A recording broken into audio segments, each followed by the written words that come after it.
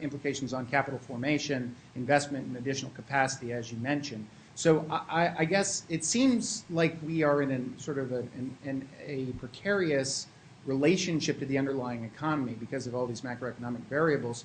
And precarious is never really good for creating the kind of investment conditions that would need to make your forecast come true. So how do I square the circle on all of that?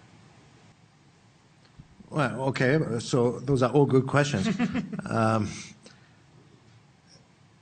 So, you know, we're a fairly small team. I mean, the IEA is about 250 people, but our team, my team is 10 people or less, sometimes a little bit more. It varies over time.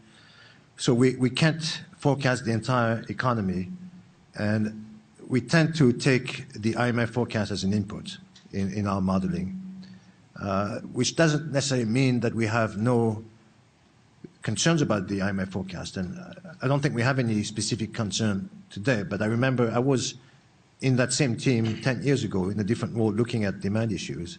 And at that time, in 2001, the oil market was collapsing, and the IMF was maintaining a fairly robust economic forecast.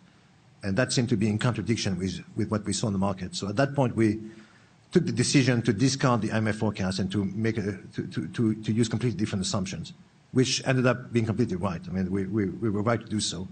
But it was a very uncomfortable position to have, because we couldn't really, we're not really economic forecasters. So it was very difficult to explain why we thought the IMF or the OECD forecast or other institutional forecasts made no sense, and why we took a different view. We couldn't really argue our view, defend our view in a very robust fashion. And at that point, we thought that the best would not to disclose exactly our economic assumptions, to keep them fairly hazy. So not necessarily the best place to be. So today we are relying on IMF forecast. Whenever the IMF changes its forecast, we change our assumptions. We change the assumptions that are used as an input, and our own forecast gets affected. But there are clearly risks to the forecast, and there's a great variety of risks. The biggest wild card is what China will do, you know, Chinese forecasts tend to vary, especially in the oil market. There's each month, because of the volatility in Chinese data, as forecasters tend to